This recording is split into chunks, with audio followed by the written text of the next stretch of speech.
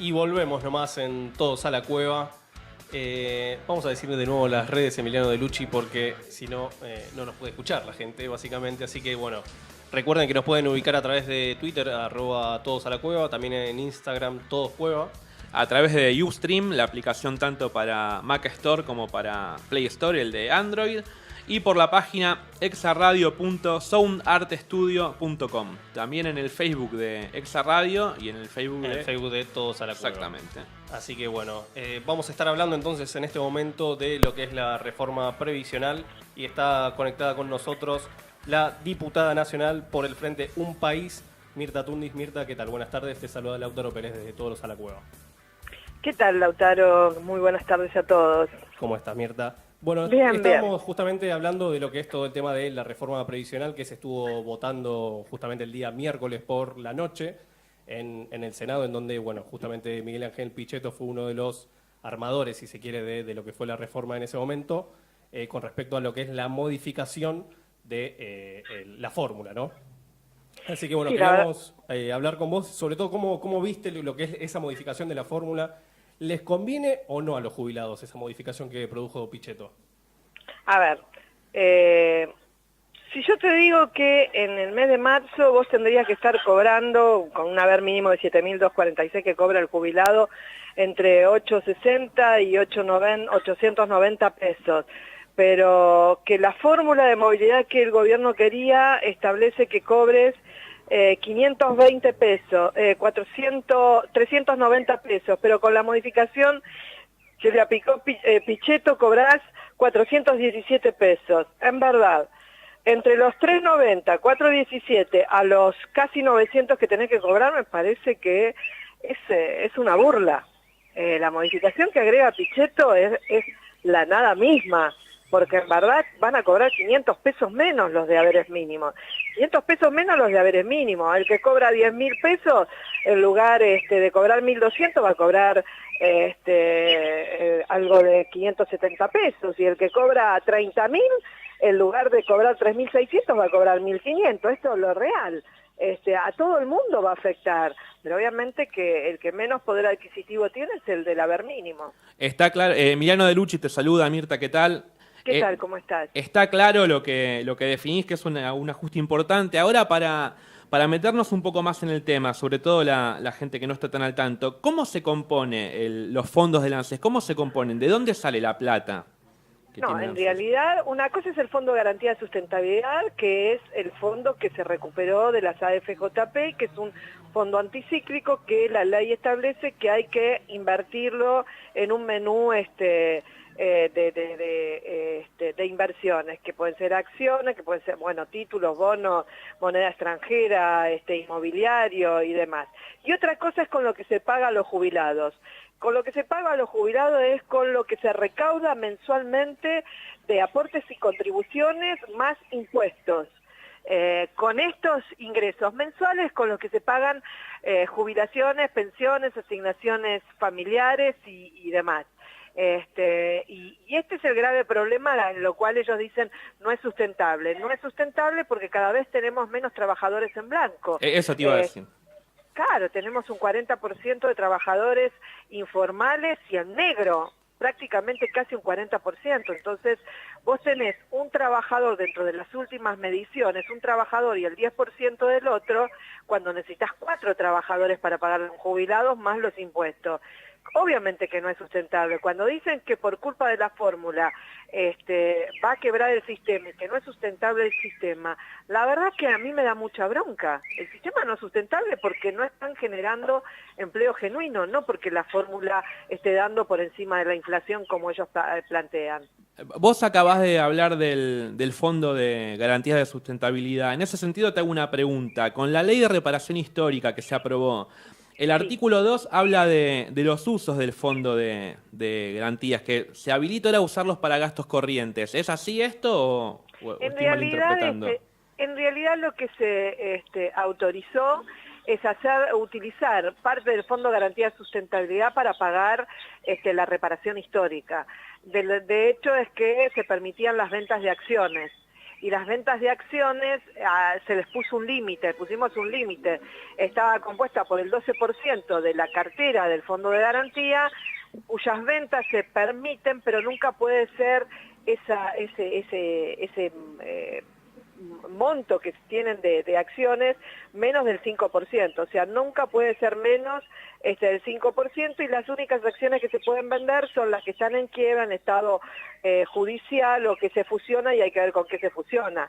El problema es que los movimientos del Fondo de Garantía no pasan por el Congreso para que se habilite. Hay una ley que establece de qué manera se deben utilizar esos fondos.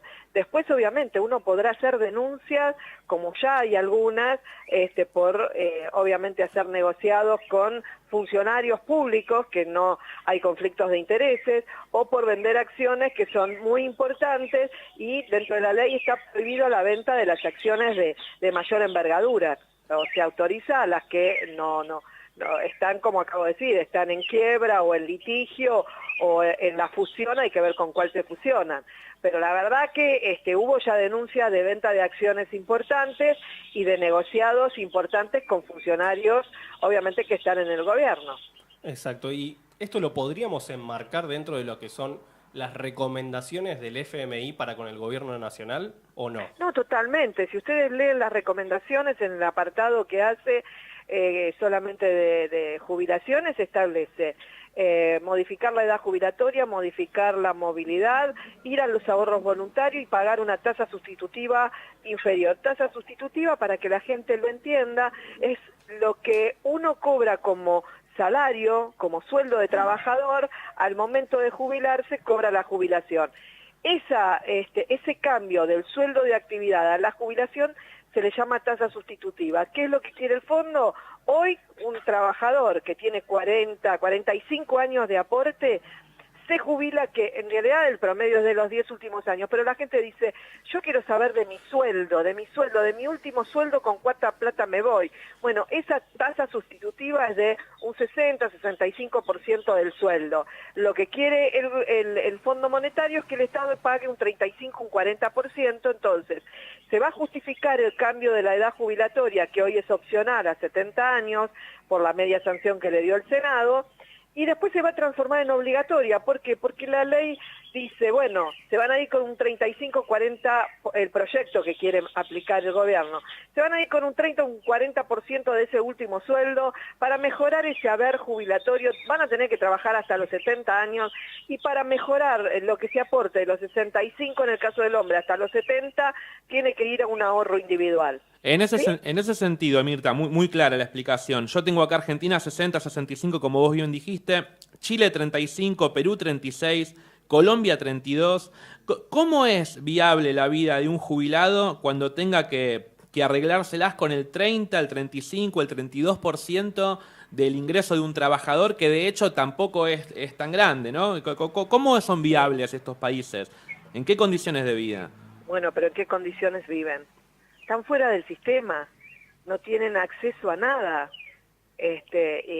no son parte. Yo estuve en México hace unos años, y hablando de seguridad social, antes de entrar en la política, que fui convocada como periodista de temas previsionales, y la verdad que te querés morir cuando ves que no tienen acceso a nada, que no tienen protección, y no son parte del sistema, y no los ve la sociedad. Entonces, ¿queremos nosotros eso para nuestros jubilados? En Chile están haciendo movilizaciones, y no hace mucho que las han mostrado en los medios, porque el sistema actual no se sostiene, la gente no se puede jubilar, y los que están jubilados, la verdad que no les alcanza para vivir.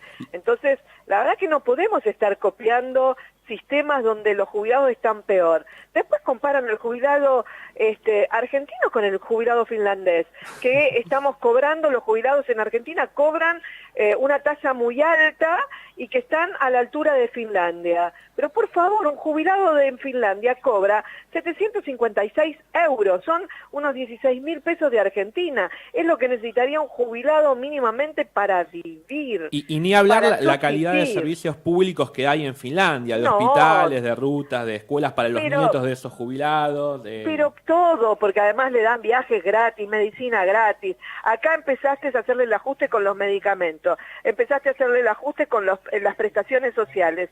El tema de los bolsones de alimentos, cada vez hay localidades que ni siquiera les están llegando. La atención médica, como cambió el sistema y es por cápita, obviamente que no es por prestación, los prestadores dicen no, yo voy a dar su prestación, entonces cada vez menos atienden a los jubilados. Los medicamentos cada vez se los restringen más.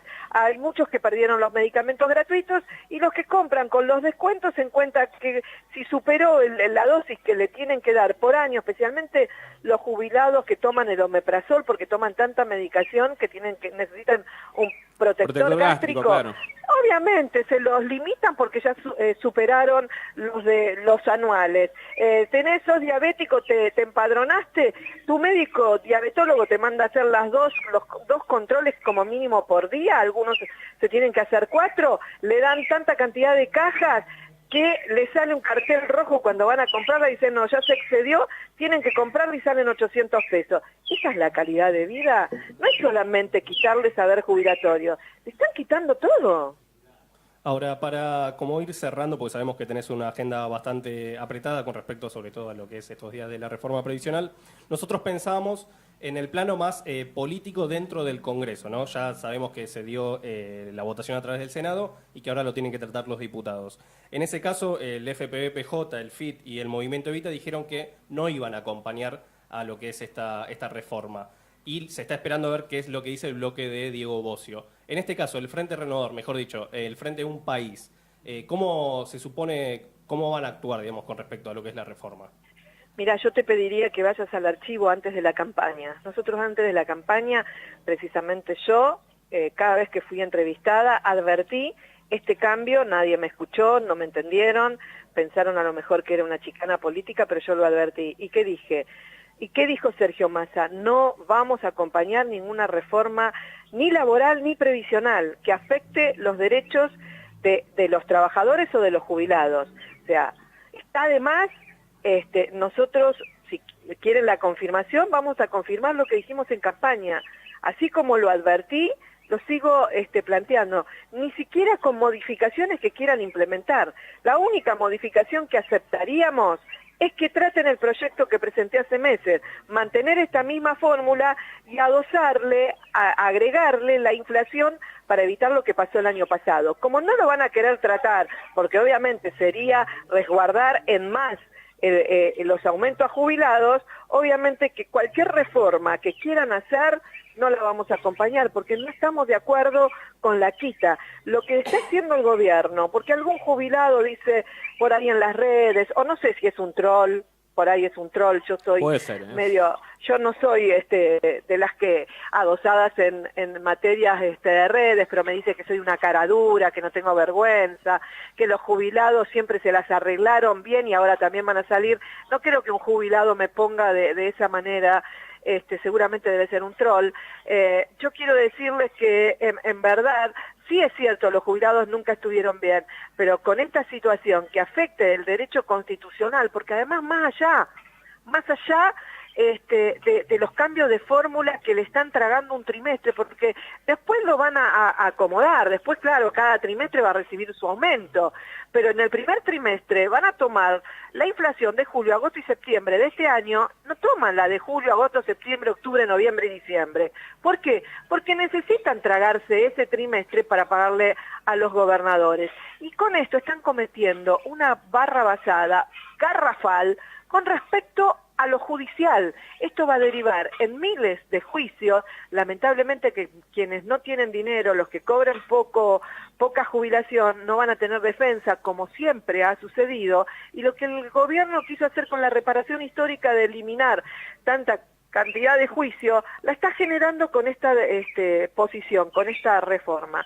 Hasta Sapsay, un constitucionalista que siempre le da guiño al gobierno, hizo declaraciones que es anticonstitucional, se está violando los derechos, los pactos internacionales, les digo la ley 24658, artículo 17, léanlo, están violando ese pacto internacional que tiene rango de ley, están violando la Constitución Nacional, están violando el Código Civil que permite aplicar una ley con efecto retroactivo siempre que no afecte el derecho de la gente, sino que lo beneficie, o sea, acá no lo está beneficiando.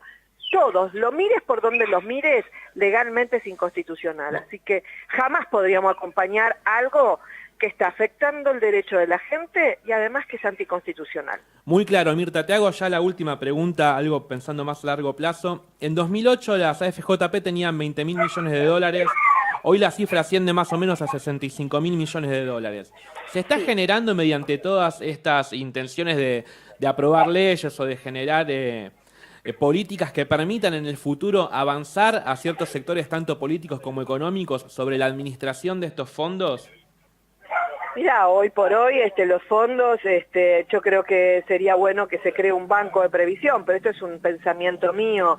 Hoy por hoy los fondos de garantía de sustentabilidad están administrados obviamente por el gobierno y lamentablemente por los CEOs, donde tienen intereses creados y lamentablemente, obviamente que no tenemos últimas informaciones, ¿no?, de los movimientos y lo que asciende. Tenemos que a fines del año pasado había 890.000 millones de pesos dentro del fondo que habían generado 211.000 millones de pesos de ganancia, que decíamos que esos fondos se deriven a los jubilados, se compartan con los jubilados porque es ganancia de esos fondos.